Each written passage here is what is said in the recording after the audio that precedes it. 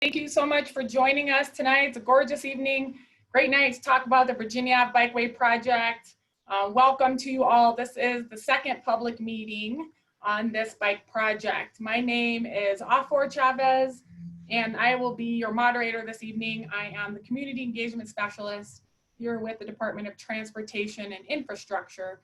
And we're really looking forward to sharing some updates to this project with you all. This updates to this design and this project are really due to and based on your feedback. So we're excited for some of the updates to share tonight. We will also be joined this evening. If we want to go to the next slide, we'll have some intros there. We'll be joined this evening by a couple other members of our community engagement team, Tim and Lisa, a couple of members of the planning team, Eileen and Sam, and a few of our designers, Dana, Bryce, and Mark. So as you all know, due to COVID-19, we've implemented some new ways to connect with our community. And these virtual meetings are still fairly new to us, though we do have several under our belt. But please bear with us through any technology mishaps that we may experience this evening. As a reminder, the meeting is being recorded and the chat box is open. So that can be found down towards the bottom of the screen there. And we encourage you to enter in your questions and your comments there. Don't get too chat happy because we do have just a limited amount of time this evening to answer those questions. So we encourage you to kind of follow along through the presentation and the information that's being shared. And if you feel like some questions that you have aren't being addressed throughout the presentation, please type those in and we'll try to get to as many as possible. And as always, as we're typing in our comments and questions, please be respectful of each other and your DID staff tonight. Meeting materials will be available there at the website, bit.ly/bikepaving, and we'll have the recording, frequently asked questions, some of the things that we're not able to get to, we'll try to get there as well. And then finally, just so everybody has the opportunity, sorry, we'll go back. Finally, just so everybody has the opportunity to hear the presentation tonight, and then also to weigh in equally, we will have the audience muted. All right, so what can we expect this evening? Well, aside from a really robust and exciting Q&A, we will have an opportunity to share a lot of the updates that we have been able to gather from you all. So we've been in the community a lot. We've spent months and months meeting with people, talking with people, gathering that feedback, and we're gonna share with you how that has been incorporated into the project. We'll update you on the design and how the community has had an input into that. This project is really, all the feedback we've received from you has really informed where we're at, and it's thanks to all of that this project is even better now than it was when we started. So we'll go through some of those highlights, and then we'll share the project schedule with you, as well as what we can expect next. At this point, I'm going to hand it over to Tim, and he'll give us a little bit of background as to where we're at today. Well, good evening, everyone, and thank you so much for joining us again, and for all of the input that you've provided through the period of time that we've been working on these projects. Projects change significantly over time. Bike lanes, paving, and sidewalks in this community have a great long history for both the community and the city. In 1989, by example, I chaired Citizens for Denver's Future, a $242 million bond election where I had 679 community meetings, including meetings in this community. And at the time, the strong desires were for sidewalks. There was a desire for bike lanes, but addition of new streets were really the things that people were looking for then. In 1992, again, adding to the need for safe walking routes, I sponsored and passed an eruv for the Jewish community, which allowed people to move throughout the community, carrying children and items to and from church on the Sabbath. And so it goes that we've continued to work on these particular projects. In 2011, Denver Moves Bikes recommended bike paths in this area, tying them to the rest of the city so that we could have a large comprehensive bicycle pathway.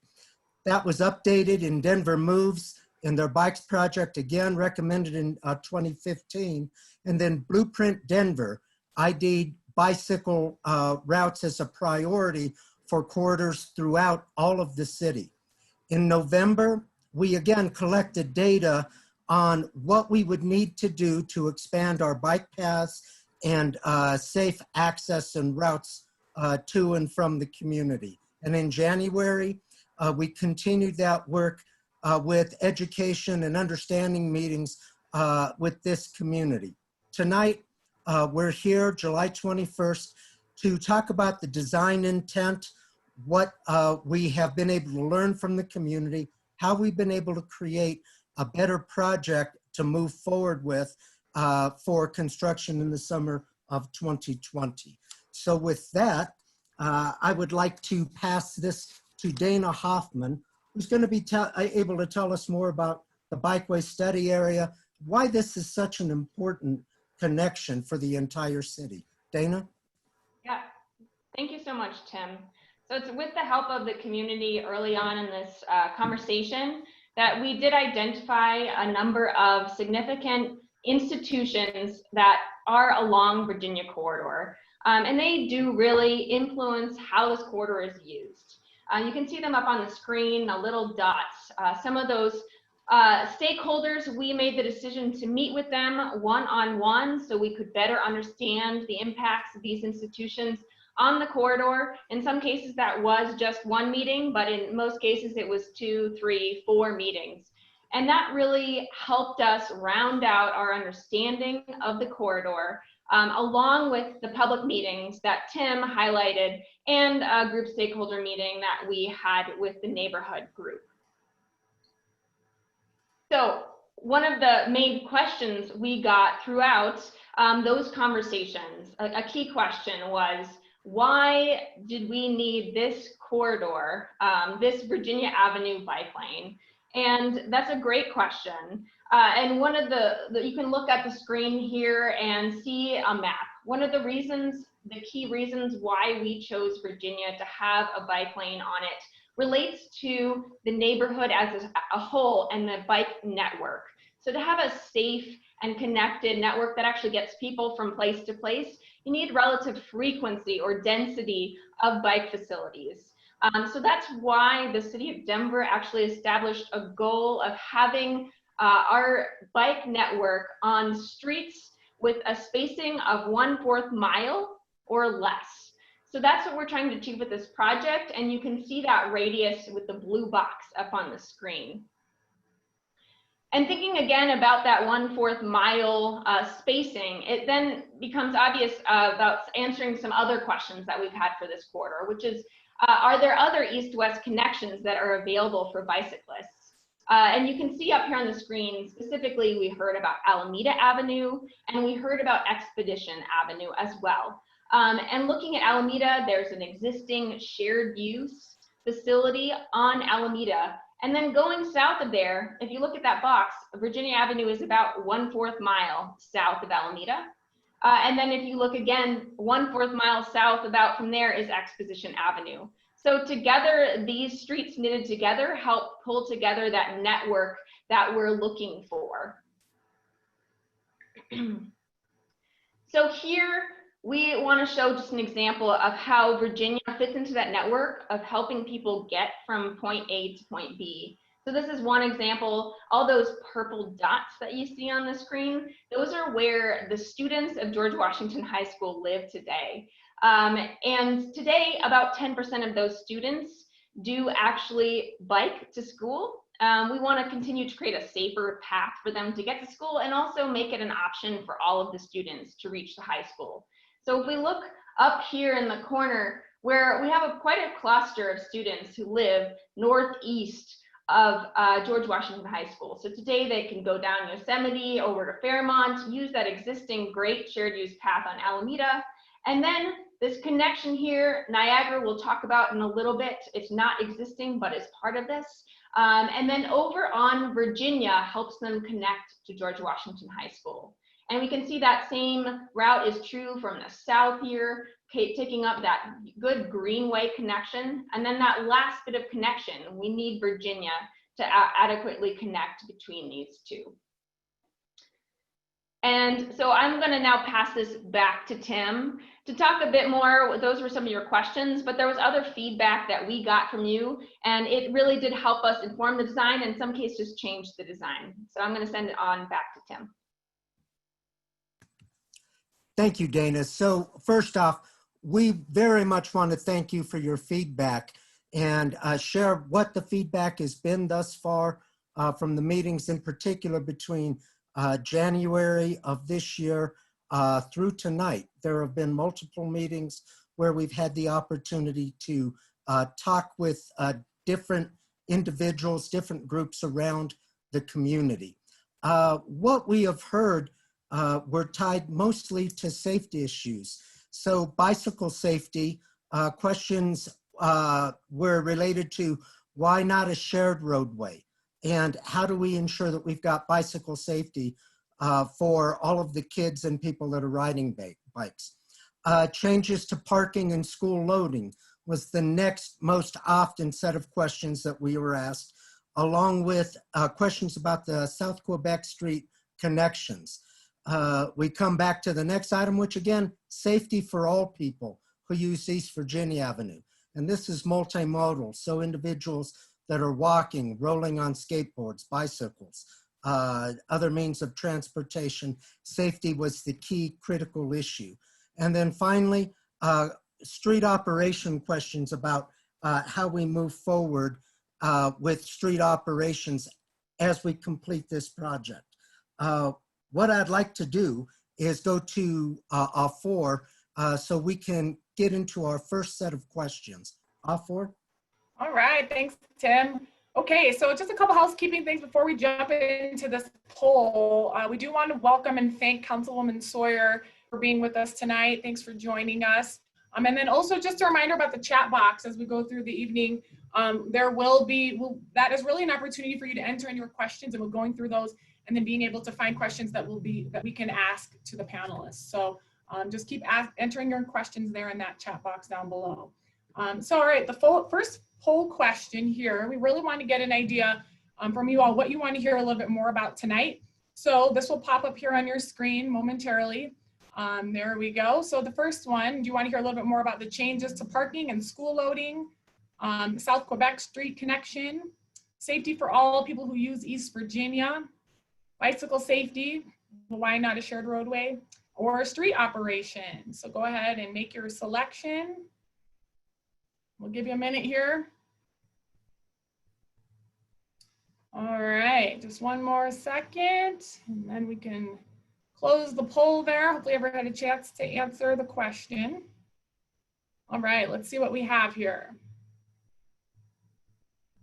Okay, so we've got a lot of people who want to hear a little bit more about the changes to the parking, and then followed by the bike safety.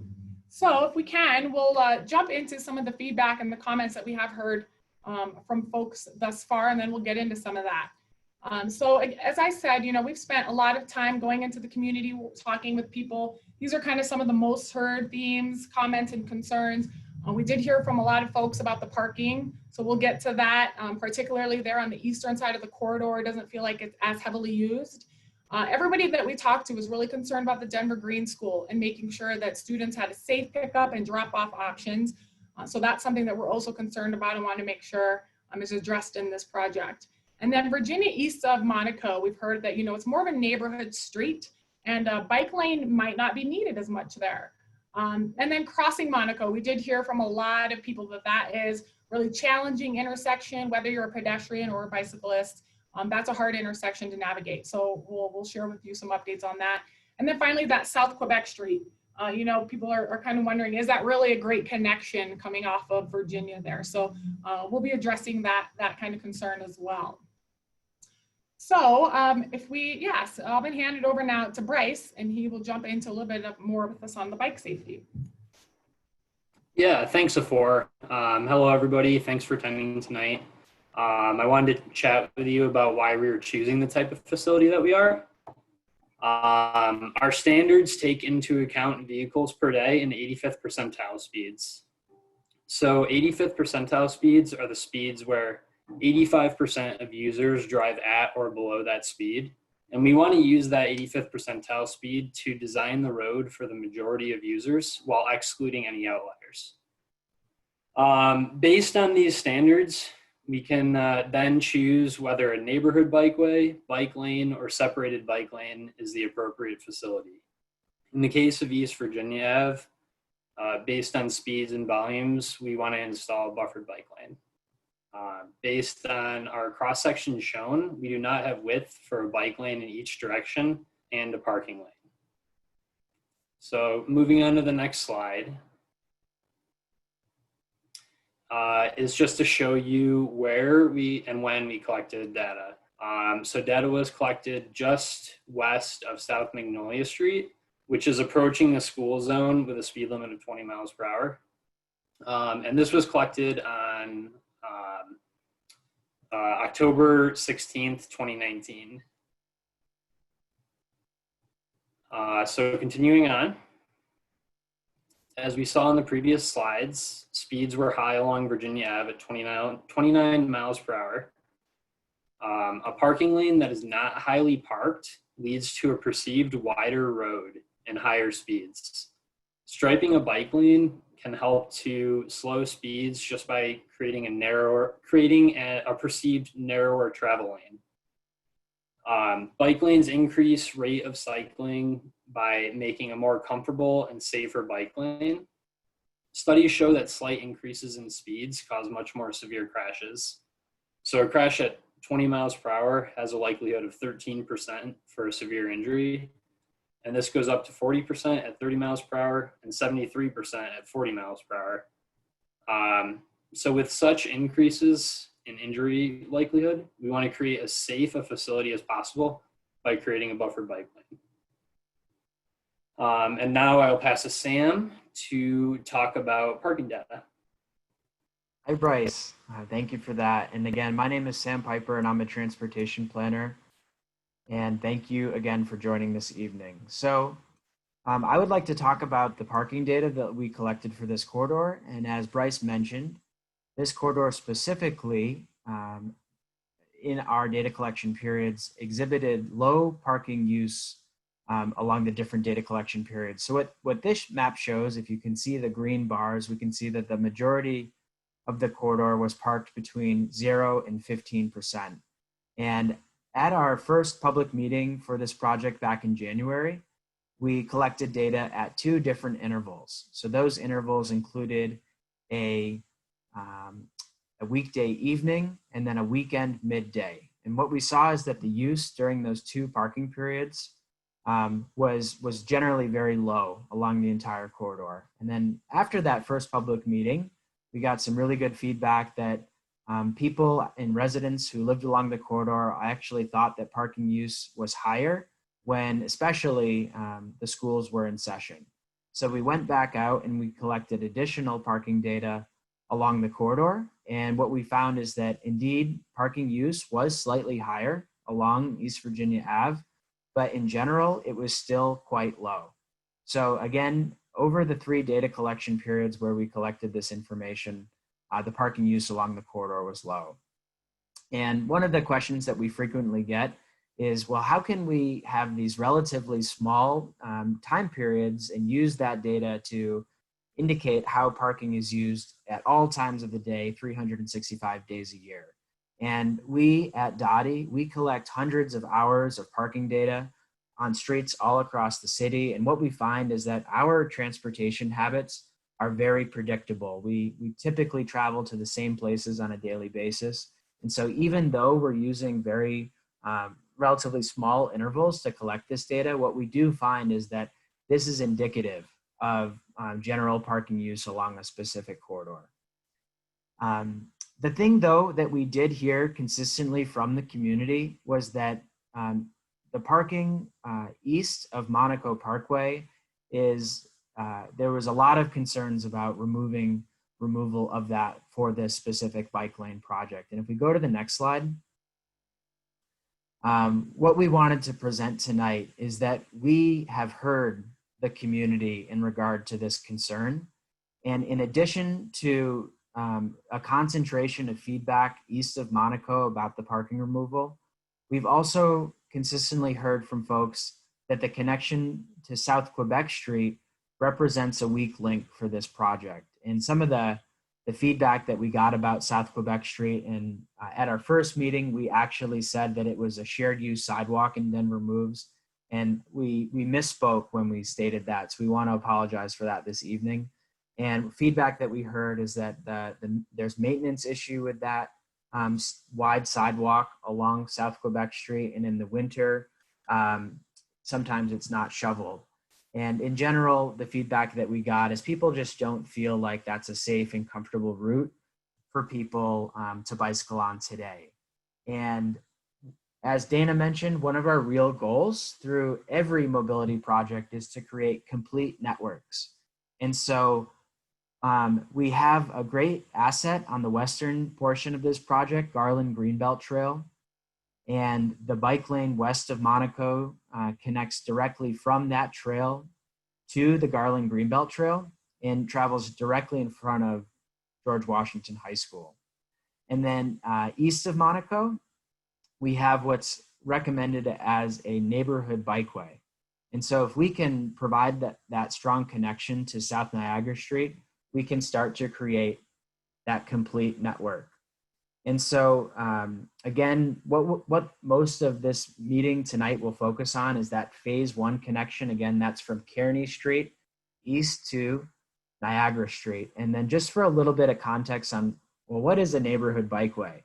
I think the important thing for folks to recognize is that this doesn't result in significant changes to how the street looks and feels today.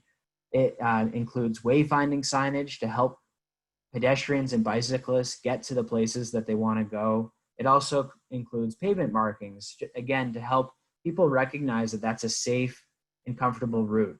So these are the major changes that we would see, and a neighborhood bikeway does not result in parking removal. So Niagara Street would not have any impacts to parking along that corridor.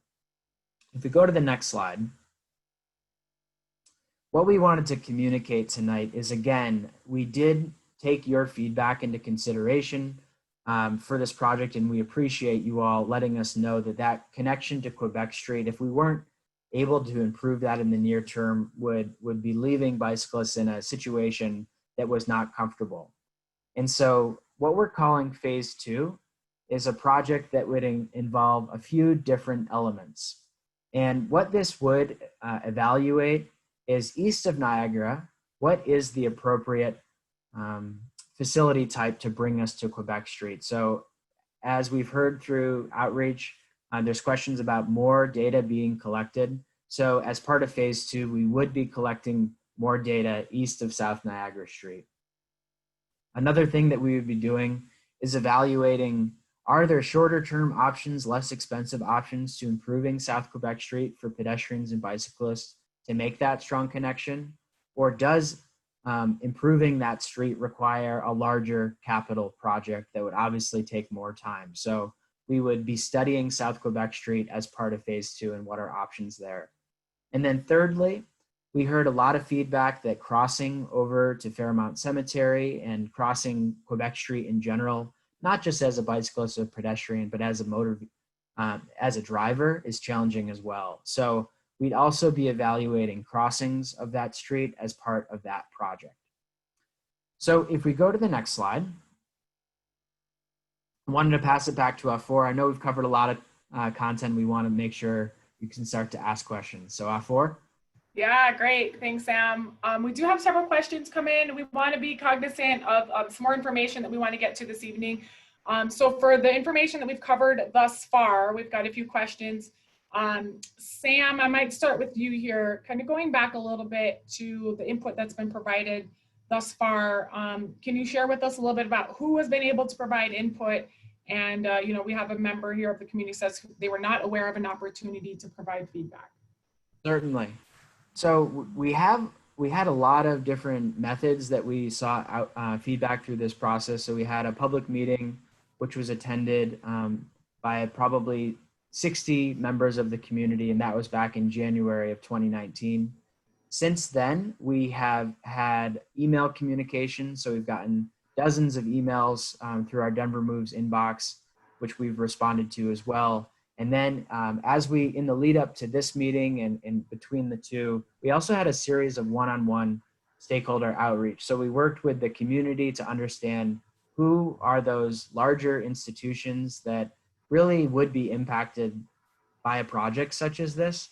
And we did outreach to them. So as Dana mentioned on a previous slide, some of those were the congregation in the neighborhood, the Winston Downs R&O, as well as Denver Green School, George Washington High School, among others. So the outreach process was our in-person meeting, our email communication, and through the website, and then that targeted stakeholder outreach. Okay, great, thank you. We've got a question here about the ability to bike on Virginia now. So maybe Dana, you can help us with this one. Why can't people bike on Virginia now? Or can they? We have a resident here who says, I bike on it now, and they're wondering, you know, what's wrong with the way it is? Yeah, I can take a shot at that. That's a great question. You certainly can bike on Virginia today. It's a local street. Some folks do feel comfortable on it. But what we do find in our research about bicycling and how we have more people feel comfortable on the road, we find that people kind of fit into different categories. So there are folks who bike today, they might bike every day, whether or not they wear spandex. I'm a person who bikes every day, right? And I feel comfortable on Virginia. But as it turns out, about 60% or so of Denverites don't feel comfortable on most of our streets today. And we know that people feel more comfortable when there's a dedicated space for them. And especially if that's a buffered bike lane that separates them from a moving vehicle, they're gonna feel more comfortable. So when we're looking at a road like Virginia, its speed, its size, and the nature of the connection it's gonna provide, that's when we make that decision. And we're gonna talk a little bit more about which kind of bikeway or bike facility we choose for each street later. But in general, that's what we're talking about. How can we make more people feel comfortable on our streets today? And that's why we're talking about a bike lane on this street. Okay, thank you. That makes sense. So we're going to do maybe one more question here, one or two questions about the phasing. I know that was kind of a hot topic, and Sam just kind of finished up with a little bit of information on the phase 1 versus phase 2. And Eileen, I'm going to ask this one of you. If phase 1 is put in, could it be removed based on the result of phase 2? And then in relation to that, I'm wondering, you know, how is phasing of this project going to help with that connectivity and that continuity? Sure. Yeah, the continuity, right? Yes. A little bit of a tongue twister, or kind of that smooth connection. Yes. We'll take that one and then go back to the phase 1. So we think the phasing really will give us the best answer. It will help us, it'll give us a little bit more time to find the right answer for that continuous and continuity and safe access for bicyclists, whether that will continue along Virginia and up Quebec to connect into, again, that Alameda, or if it's going to connect up to Niagara. So we don't know all of the answers yet on that phase. So that's where we need some more time so that we can address and make sure that we do have a safe and continuous bike facility and bike route for our bicyclists. And again, kind of making sure that everyone knows they're the right place on the road where people are and bicyclists and drivers are supposed to fit. Related to phase 1, once we get done with phase 1, that's going to stay there. And we really think, again, that goes back with kind of to how Dana just answered, is that we're really looking to make this a high comfort and comfortable bikeway for all users, for people that are not maybe question about riding. And then also really one of the big issues that I think Bryce or Mark will talk about in the next session is about that intersection at Monaco. We really want to give bicyclists a place where they know that they're supposed to be, and also drivers, we want to make sure that they know that there's bicyclists and that they can be there as well. So we're really looking to make sure that there's that safe crossing for particularly the students that go to and from the high school there, and for all bicyclists. So that's really why phase 1, once it goes in, we definitely want to keep it there for that safe access really across Monaco, benefiting the corridor there. All right, great, thank you. Definitely want to keep those students and pedestrians and cyclists safe over there. So I think we're going to continue on at this point. I do want to make a correction. I've mentioned the word chat a few times. It's actually the Q&A box that's open. So ensure that you're able to find that Q&A box there at the bottom of the screen. Continue to type in your questions there. We have 2 more opportunities this evening for some of the questions and answers. So I'm going to continue on here. We'll turn it over. I believe this is Bryce. So I'll actually jump in encore on this one. Yeah, thank you for that.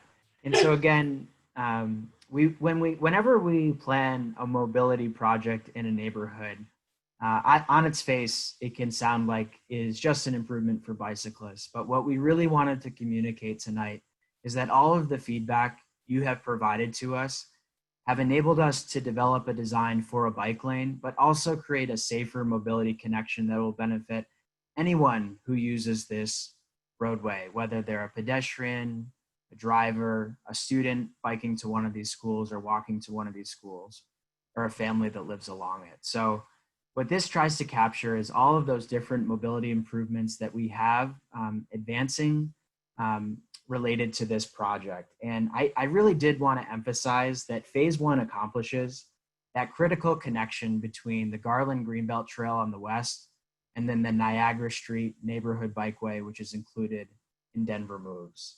As Eileen mentioned, it also creates a safer connection across South Monaco Parkway. And conversations with GW, as well as other members of the community, we've heard that that's a challenging intersection for pedestrians and bicyclists. So we're improving visibility and the signal for pedestrians at that location. We'll also be looking at, if you could just go back just a minute there, yeah.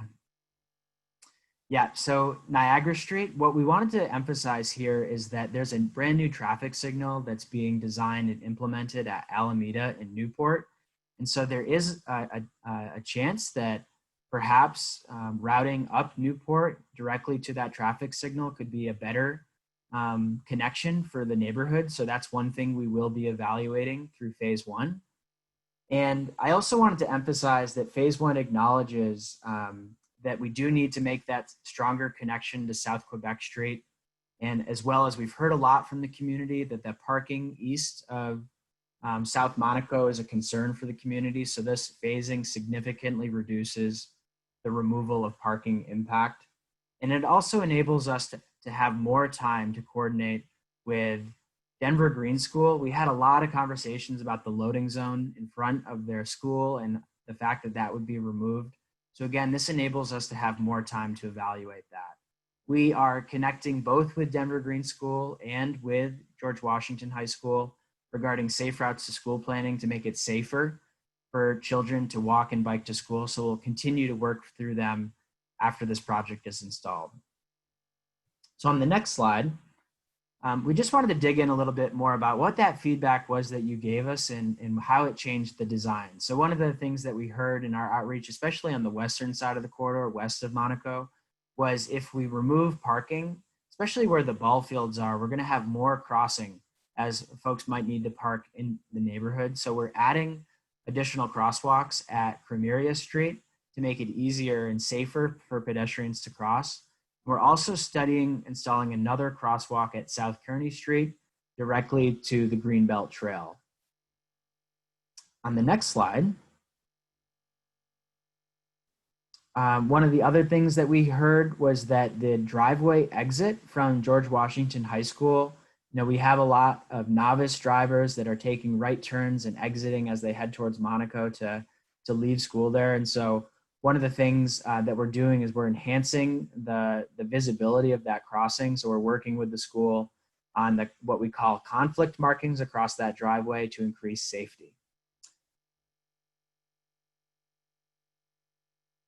And another thing that we heard is that we realized was that there is a bus stop along East Virginia Ave, just west of Monaco, and that's an afternoon. It's on the afternoon RTD schedule. So just wanted to confirm to folks on the phone tonight that will be maintained through this project, and the bus will be able to load curbside as it does today. And on the next slide, again, we heard a lot of feedback about the challenging crossing of Monaco Parkway. And as Bryce mentioned, we do see speeds just east of Monaco on Virginia increasing. So as people travel towards that intersection and turn off Monaco, we're seeing that 29 mile per hour, at least 15% of vehicles traveling faster than that into the neighborhood. And so we want to make this intersection safer. So we will be adding conflict markings across the roadway to enhance the visibility that bikes will be riding across the street there. And we're also evaluating what we call signal timing. So how much time is allocated to folks on East Virginia, whether they're a pedestrian or a motor vehicle, to see if we can add time for those users to get across the street more safely. Another thing that we're evaluating is right now pedestrians have to push a button. And so we're seeing if we can actually institute it so that the pedestrian phase comes up every time the signal changes, not just when the button is pushed. So again, we just want to make sure that you're aware of all the things that we're doing to make this intersection safer. All right, next slide, Dana. And again, Denver Green School, as I mentioned, we've done a lot of outreach and had several meetings about relocating the loading zone at the school there. What we wanted to emphasize is that phase one will not impact the loading zone in front of Denver Green School today. And we are working on cleaning up some signage on Niagara Street to make parking there more obvious, what is allowed parking and what isn't. And in addition to that, we've connected Denver Green School with our Safe Routes to School team to increase multimodal options and safe options to get to school. So Lisa Diaz is on the phone tonight. If you've got any questions about that, she can provide more answers about what that work will entail. And similarly, and Dana, on the next slide, George Washington High School, in our outreach, we learned that about 125 students bike to school on a typical day. And as Dana showed in our map, those students are coming from all over and would benefit from a safer connection across Monaco Parkway along Virginia, as well as from the Garland Greenbelt Trail. So we are working with George Washington High School on assessing, can we add more bike parking? There's great interest in increasing the number of students who are biking to school. This project helps make that vision of a safer route to school more of a reality. And we're also evaluating not just the Virginia connection, but what other mobility challenges do students who want to bike or walk to school, what do they face? And so again, Lisa is on the phone tonight, our Safe Routes to School coordinator, and she will be helping George Washington into the future with those questions and solutions. And so with that, I'll pass it back to Afor. All right, great. We've got lots and lots of questions coming in here. So I'm going to try to kind of clump these together. Bryce, I've got a few for you, particularly around intersections, Monaco again, as we just briefly mentioned here. So one in general, so will the intersections of Virginia and Kearney get updated to allow for safer trail access? Maybe you and Mark can kind of tag team this question. Yeah, sure. So we do not currently have specific elements planned to cross Virginia at Kearney. This is not an always stop intersection. So per our DOT guidelines, we do not want to install a crosswalk to the trail there. And Bryce, I just might jump in to say that we are, one of the things, and Bryce is correct, as it stands today, because it's not an always stop, we can't just go in and mark that crosswalk, but we will be evaluating if we hit certain criteria for marking a crosswalk at what we call an uncontrolled location. We do have the ability to mark that. So it requires a bit more study, but we are committed to completing that study at that location. Okay.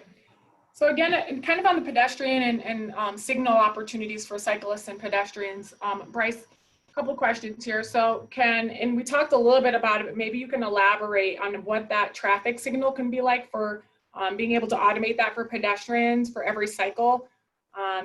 You know, it can be difficult for bicyclists to be able to activate that signal. So can you elaborate on how that sure. can be done?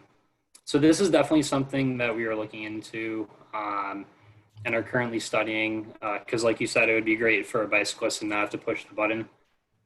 However, it's tricky because Virginia Ave does not get called for maximum green time every cycle without the ped call. So having that ped call occur every phase will increase green time on Virginia, in turn causing more delay to vehicles on Monaco. So that's just a trade-off that we need to look at and see based on the number of pedestrians and that additional delay to Monaco to see if that is a good trade-off that we want to make. Okay, thank you. I've got a question about the school loading zones. Lisa, maybe this would be a question you'd be able to help us with. So will there be changes to school loading with the phase 1 implementation? I know we talked with Green School about a little bit about that. Sure, happy to answer that question. It's a great question. We've been working with the leadership at the Denver Green School to coordinate a really safe and well-organized drop-off plan on Niagara. And it takes into consideration the locations for the school buses to stop, where special needs cars might need to park in order to have space for parking, as well as a car line for drop-off. And we're working with them to develop a really nice map that explains that to all of the members of the school community, along with messaging so everyone knows what they need to do in order to stay safe. And we're also coordinating some opportunities for carpooling options for those who might be interested in doing that if they live further away. Great, thank you. And I have a question for Dana. So specifically about large events, activities, things maybe related to the synagogues or the schools, and people are wanting to know where they can park. Is there a process to do modifications to the bike lane for these kinds of events? Yeah, thanks, Ephor. That's also a great question as the street changes. So in general, all of the neighboring streets are available for parking. And we did look at all of the local streets surrounding this area, and the parking utilization is low. That's publicly available. It's publicly paid for by taxpayers, so you can use that space. But in addition to that, if you have a special event, if you have a block party, if you need to move and you need a moving van, there are certainly exceptions where you really do need that space right in front of the facility. And we do have a permit process to allow people to use that space for a specific period of time. And we'll talk about that a little more in the presentation. All right, great. Maybe one more question. And Bryce, if you could help us with this one again, talking about speeds, some people are concerned that maybe speeds are too high for a neighborhood bikeway. So if that's the case, why not add elements that slow traffic down? Yeah, sure. So thank you for your question. Virginia is actually classified as a collector street. So on a collector street, it's risky to try to decrease speeds so far. So for a neighborhood bikeway, we want speeds to be near 20 miles per hour. And with speeds currently at 29 miles per hour on a collector, it's a big risk to try to design something like that. We want to design based on data that we actually have. Okay. And I would add to that, Bryce, the answer, that's totally true. We have to be really careful which tools we use. But we do see that when you dedicate specific space and narrow lanes on any street, it actually does tend to provide additional traffic calming benefit. So we believe that adding this facility on this section of the street may help lower speeds to an extent. All right, great, thank you. We do have a little bit more content to cover and yet one more Q&A. So I think we'll kind of start moving along here. I do want to mention we have about 50 people in the meeting tonight. So thanks everybody for coming and tuning in with us and with all the great questions. Now Sam, I believe, is going to take it from here for a little bit more information on the phase 1 schedule. I think I'm gonna talk about this one. I'm off. No, it's okay. We're all here. We're here today, obviously July 21st. And what's going to happen next? One thing, if you can see at the top here, so I want to clarify about paving, and then about the buffered bike lane that's going to be installed related to phase 1, and then we've got the phase 2 happening there. So paving is going to be happening, and the the paving specifically is from Monaco to Quebec. I want to point that out. It's not the way, and I think I misspoke at a couple one-on-one meetings as well. I know that we've been talking about Kearney to Quebec about the bike lane. So the paving really is going to be, it's not really, it will be from Monaco to Quebec. And the bike lane, the buffered bike lane, that's going to be installed from Kearney to Niagara as related to phase 1. So looking back at your screen, so we're going to finish design, and then August, the paving is going to happen from Monaco to Quebec. You will also receive a flyer about that about 1 to 2 weeks when the paving is going to come in between Monaco and Quebec. And that's going to really outline, so they'll be putting, they'll be removing, mentioning like, don't park on the street because they're going to be doing mill and overlay, and that will be more defined. So that's going to happen. So you're going to receive a flyer in the mail about that, specifically if you live on Virginia. That's really where you're going to be flyered, and there'll be signs up. Related to the bike lane that's going in, that's going to be striped from Kearney to Niagara. And that also will happen in August. That will happen after the mill and overlay. So you're going to receive 2 flyers. The first one will be about the bike lane. And then we also, then you'll receive a second one about the paving coming in. And then what's going to happen is that then the Dottie team, us on this call, will continue to work on that phase 2 and that further analysis of what's going to happen. And we'll be working with you again and reaching out through the public process about the information and data, and get your input too, again, about the Niagara Street, and then further with the answers we found out about the Quebec connection, and further east on Virginia. So that's the overall what's happening, particularly in the near term. So 2 flyers are coming. One's related to the buffered bike lane going in from Kearney to Niagara. The second will be more detailed about the paving that's happening from Monaco to Quebec. So we can go to the next slide. So one of the things that we also kind of wanted to say is, how does life go on? And there's been even questions coming in the chat box about ADA parking or people that need extra time. So we do have a process for people that have an ADA permit, particularly related to on-street parking. Please contact us for more information about this. We've reviewed as well. It seems as if everyone does have a driveway. So that's obviously your first option. Trash pickup, there's going to be no change in placement of the bins or related to pickup. So keep doing what you normally do related to solid waste, your recycling, compost, and your trash. Home renovation. So you can do a few things. As noted in the slide, you can apply for a permit to close the bike lane. That is a process.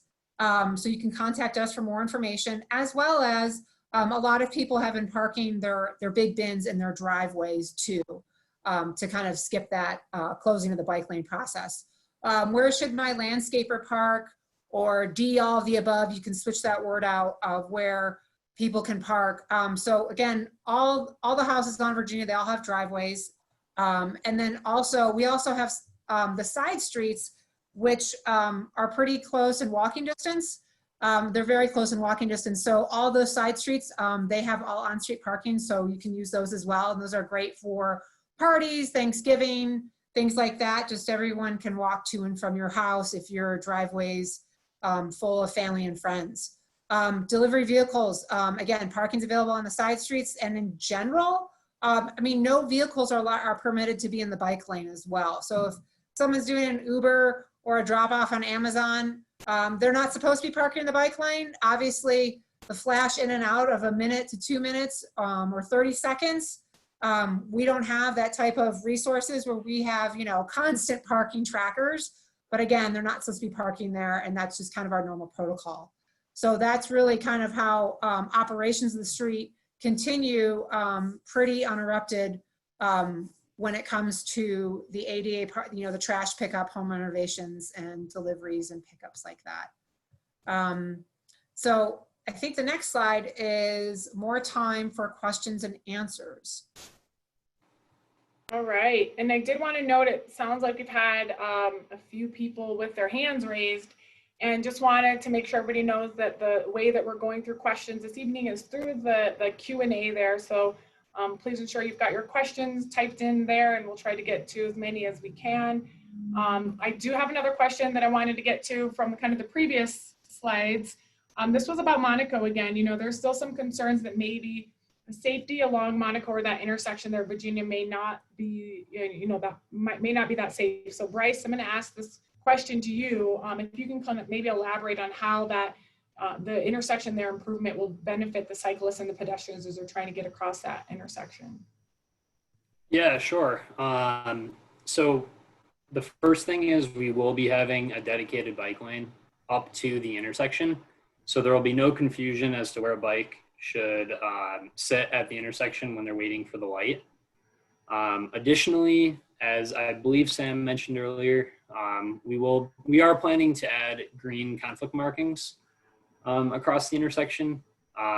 However, these might not be installed as a part of this project. It might come a little bit later due to some delay in the design side.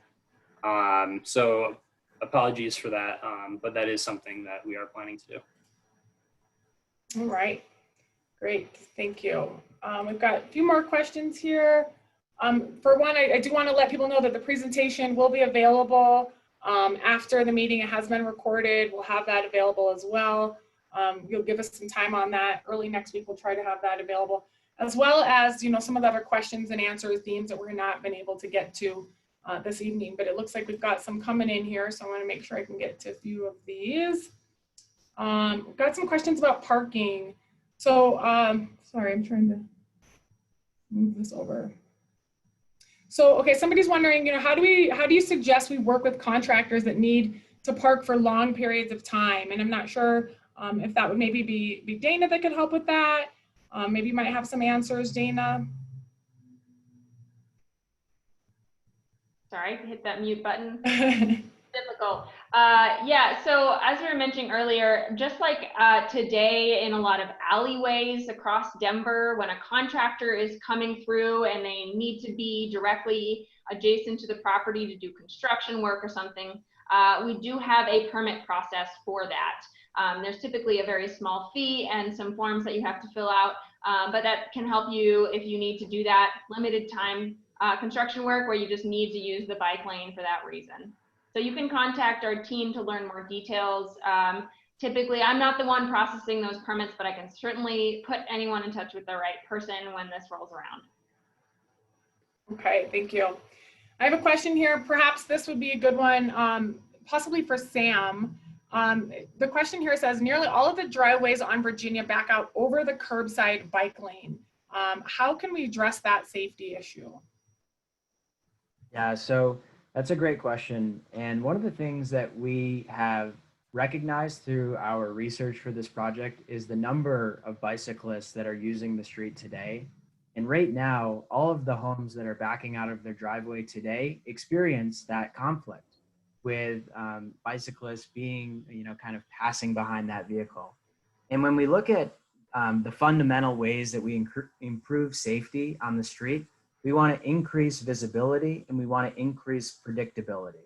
And so how do we do that? Well, it's our roadway markings. So if we can indicate where a bicyclist is going to be riding in the lane as time goes on and as people change and adapt their behavior to those new roadway markings, we find that that's a safer interaction for people, even when they're backing out of driveways. So it's taking a condition that exists today and making that interaction safer in the future.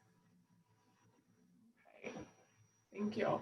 I have a question here about the plowing on Virginia with the bike lane. And maybe, I'm not sure who would be the best person to answer this, but the question is, will the city be plowing Virginia when it snows? Currently, that is not the case. And the south side stays icy for days, even weeks. So particularly when we have a bike lane on there, we want to make sure that things are clear.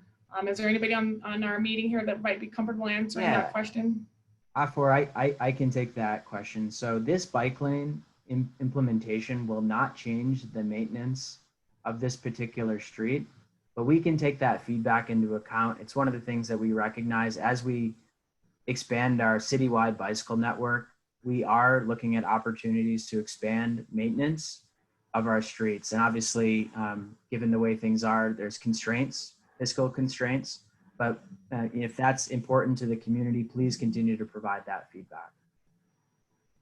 Okay. Thank you. So let's see, we've got a couple others. People are trying to type and move questions along here as quickly as we can. Is this, so maybe for Bryce or even for Mark, is this final phase 1 design, or will there be further modifications to the phase 1? Yeah, I We can are- handle that. Go for it, Bryce. Mark, yeah, I can take a quick stab, and maybe Mark can follow up.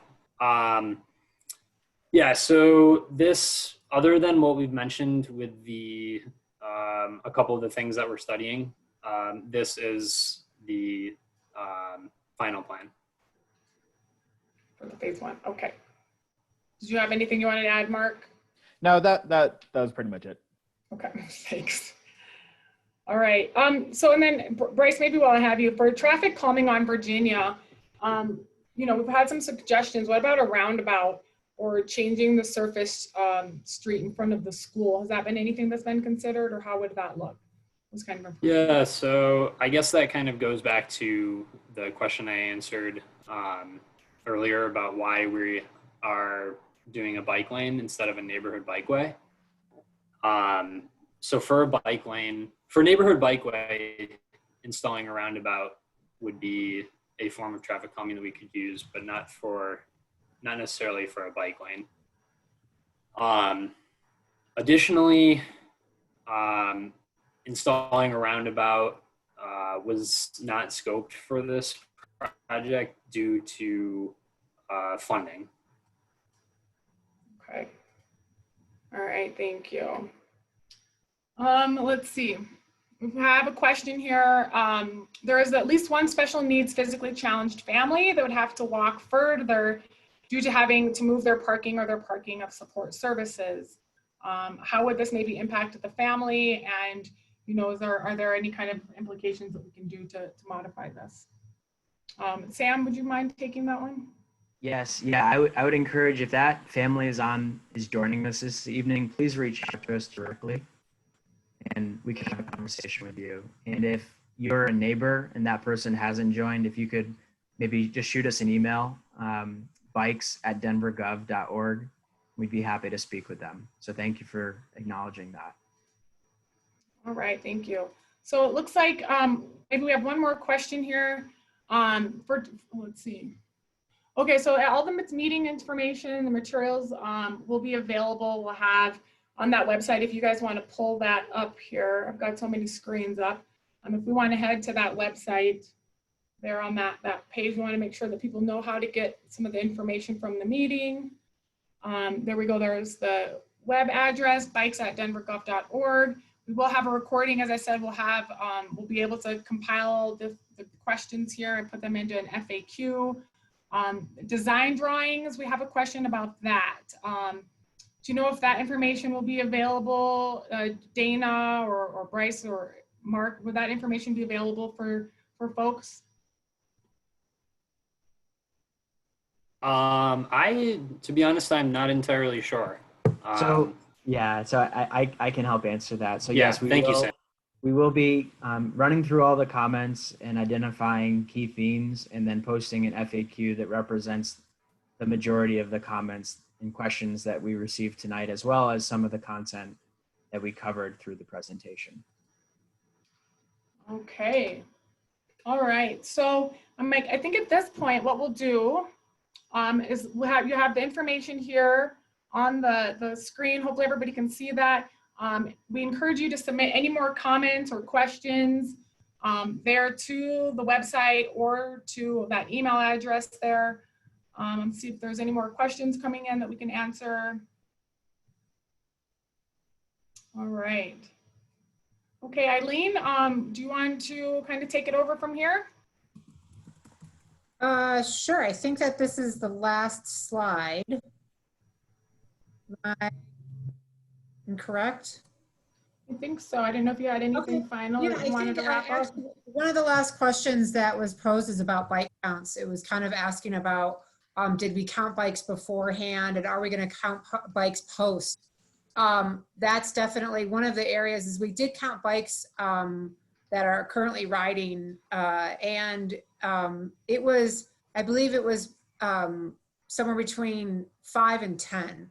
And on that, some people ask about, well, that's not enough people to justify a bike lane. Again, the idea is that we are putting in a protected bike lane to capture and to, again, attract more riders, and then also really to address the riders that need to go from east to west side. So we do believe it will be higher. And related to bike counts, that's something that we will be able to capture in the FAQs. Not too sure the final answer on that, but I definitely like that suggestion.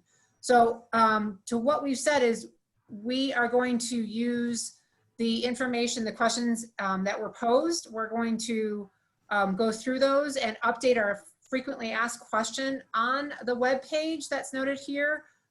We will also use the emails that people used to log in today and the emails that we have on file from all the previous meetings and contacts we've had, and we'll let you guys know once those FAQs are updated with the questions and the answers that will be provided. We're hoping that's next week. So in the future, again, you're gonna see some flyers coming out this week and in the next month related to the bike lane going in and the paving schedule. And then we'll be in touch, particularly related to phase 2 and how that progresses more later in the fall and the winter time once we get some more answers and information there. So with that, I think that that's where I'm ending, and I think the meeting. Of anything else from anyone on the team? And again, really want to say thank you for staying with us through this time. There again, it was we appreciate you attending the meeting tonight.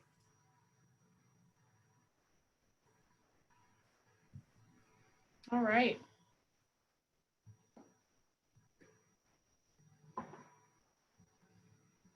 We can wait here a little bit more to see if there's any questions that pop up.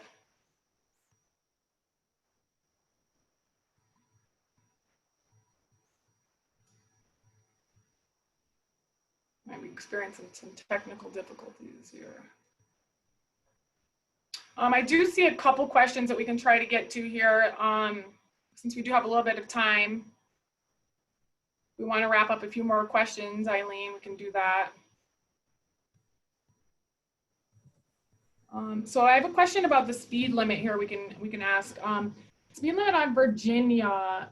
Sam, maybe you can help us. Can we reduce the speed limit to 20 miles per hour along Virginia? Yeah, that's a great question. So one of the things we find is that speed limit frequently is set to match the prevailing speed of how fast drivers are traveling along a roadway. So we actually see that, you know, with a prevailing speed on Virginia, just east of Monaco, 29 miles per hour, just changing the speed limit alone won't have the effect research suggests on actually having people drive slower. What we do find is the critical element that is related to managing speeds is how a street is designed. And so the bike lane from Kearney to Niagara will, and again, we saw that the parking use is low along the corridor. So we have those wide travel lanes. And Dana, maybe we could go up to that slide in the deck that shows how speed and traffic volume are related. And so essentially, as we design a more narrow travel way, by using striping, we can actually achieve, so just one down, sorry, Dana. Yeah, just one more. Perfect, yes. So again, this slide really helps to outline the objectives that we have with a bike lane to help create a slower corridor where more drivers are driving the speed limit. And more importantly, as they travel into the school zone for Denver Green School, where it's marked 20 miles per hour from 7 to 4 p.m. during weekdays, that we're having more people drive and obey the school zone speed limit, which currently they're not doing. Okay. Great, thank you. Oops. Can I also add it? Can we talk about, there was a question posed in about parking, since we're actually in the slide deck, if you could go to the next parking slide. somebody specifically asked about the use related to the high school on the west side of Monaco, and asking about large activities in there and where they should park. I can kind of start on that, and then anyone else to chime in. So, well, actually, I'm going to ask Dana, Sam, and Afor. We've had conversations with the high school. I believe they're comfortable with this. Yeah. So I can take point on that, Eileen. That's a great question. So we've had conversations with George Washington High School, and what they have told us is that they have enough parking on site for students, faculty, and staff for a typical school day. In addition to that, they've got about 100 some odd bicycle racks, and we're looking to increase the number of bike racks on their campus. During events, they did indicate that the parking along East Virginia Ave is used, and especially closer to the ball fields. So what we can see on this slide is that those adjacent streets do have low parking use. So there's the ability for those homes to assume some of that offset parking. Parking will still be available on Virginia, west of Kearney, all the way to Jersey Street. So directly in front of the ball fields, there will be on-street parking available. And we're also adding more crosswalks and studying that one additional crosswalk at Kearney to make it easier and safer for pedestrians parking in the neighborhood to cross the street. Thanks for that clarification. Yes, thank you. And I do see a couple questions too. If we want to kind of go to the slide on the phase 2 approach, a few people are kind of wondering what that's going to look like a little bit more. You know, there's a question, why not eliminate that remainder of the corridor if it doesn't end up being a viable option to go on Quebec, and is that an option to do that? You know, what additional benefits are there for doing that second section, that second phase? Maybe Dana, there's a slide at the very end of the presentation that says, what does phase 2 entail? And we kind of anticipated folks might have a little bit more questions about that. So if that is still in here, I think it's slide 35, Dana, at the very end.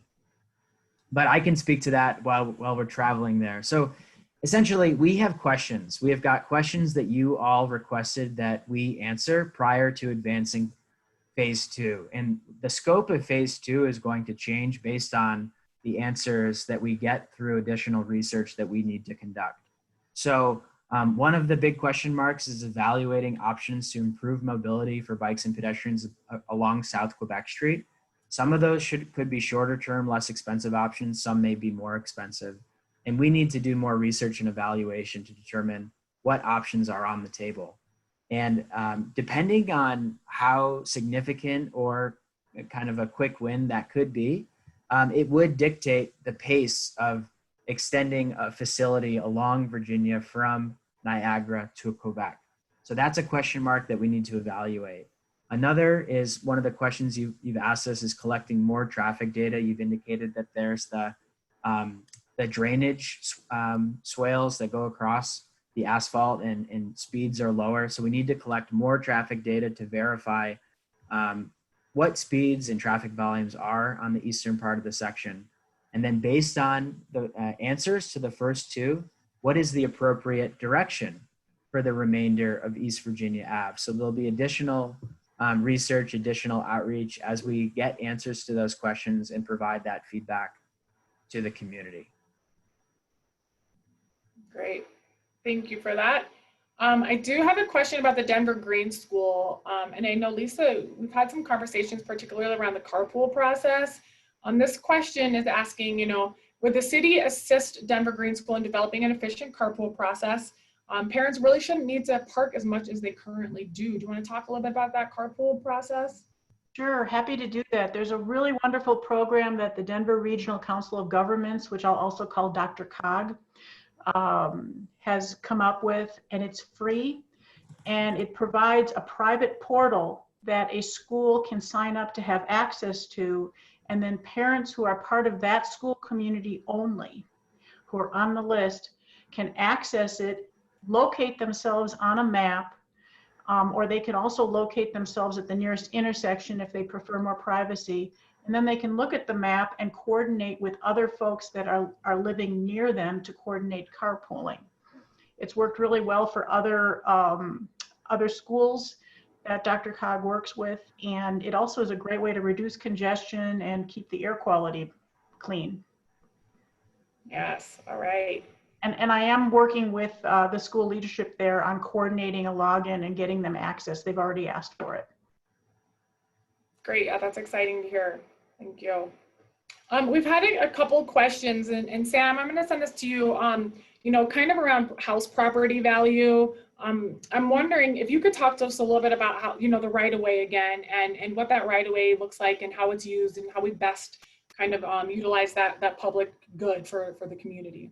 Absolutely. So, you know, one of the big initiatives of Department of Transportation infrastructure is to create safer streets. We are a Vision Zero city, so our goal is to reduce serious fatalities and injuries to zero on all of our roadways. And one of the ways that we can achieve that vision is to create safer roadway designs for our most vulnerable roadway users. So bicyclists and pedestrians, when we look at crash data, are overrepresented when it comes to serious injuries and fatalities. And Bryce spoke a little bit about why that is. And I think we can all relate to the fact that if you were to get hit by a vehicle, it's that the odds are stacked against you.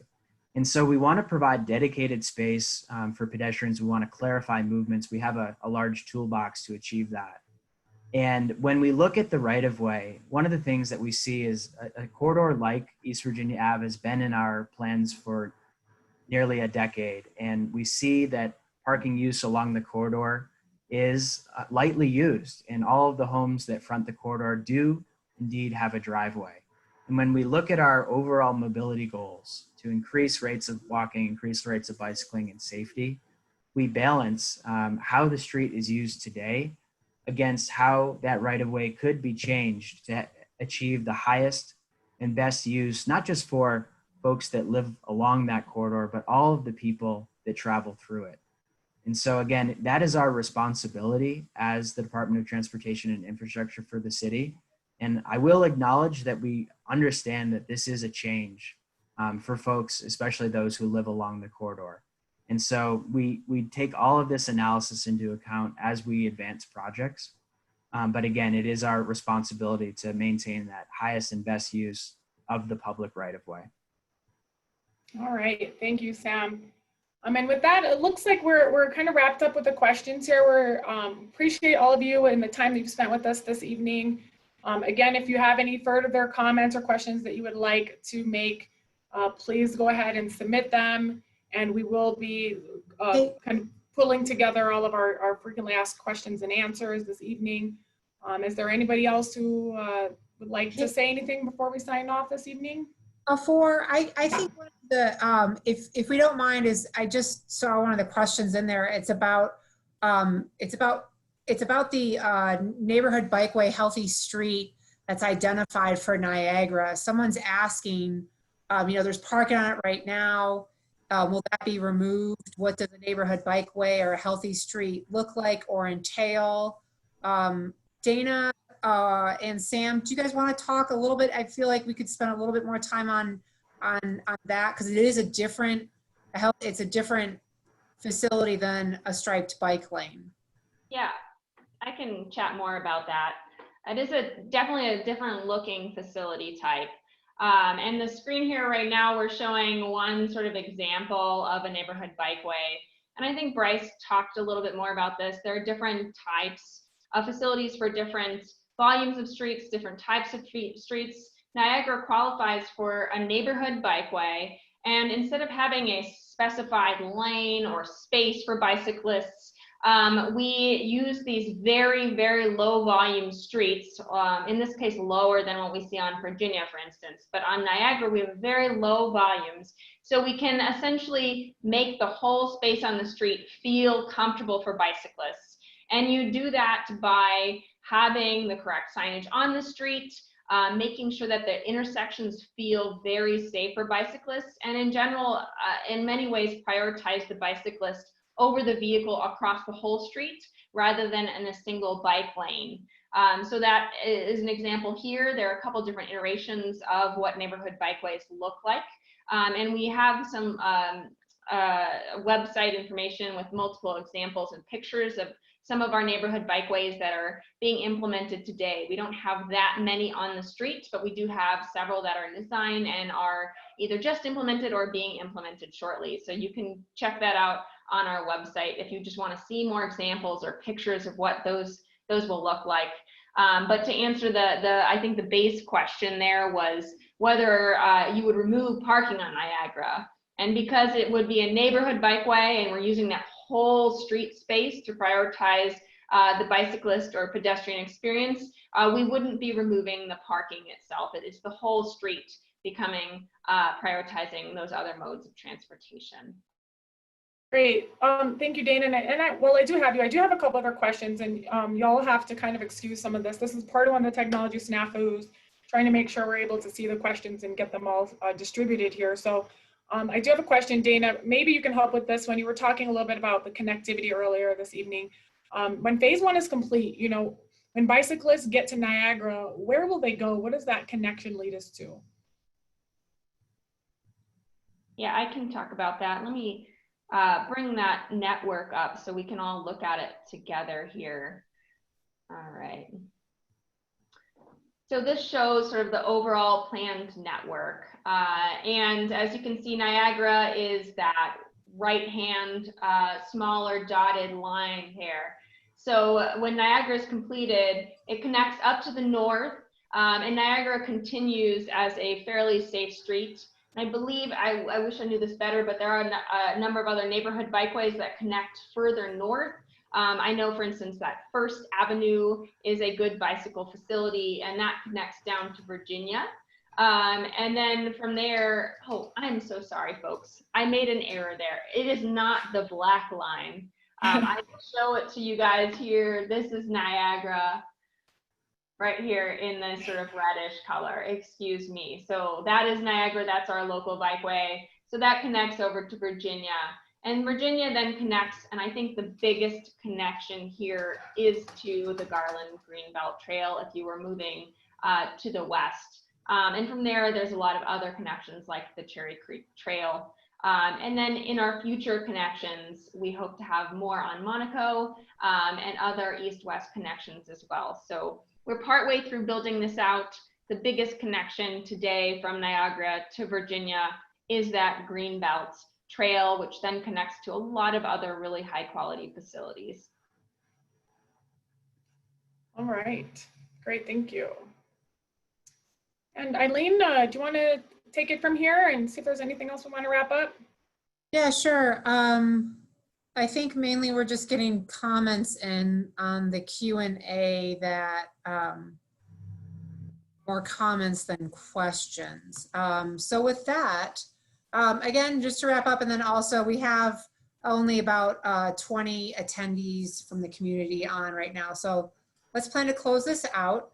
As we noted in the last, one of the last slides, if you want to kind of head back to that last one, Dana, if anyone needs to write anything down, we'll be gathering the questions that we didn't answer tonight that came in through the Q&A. We'll be reposting that in an updated frequently asked questions.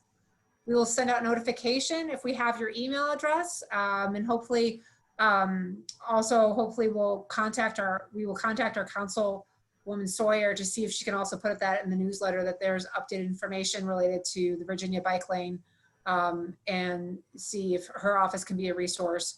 And then also, if you still have questions that you are thinking about after this, please send us an email there. We'll definitely post the PowerPoint as well when we update that website. And then again, as a reminder, you're going to see some flyers coming in your mailbox, particularly those that live along Virginia. That's where you'll see them. With that, again, thank you for those that are still on, and we'll see you in the future. Thank you. Thank Good night, you. everybody.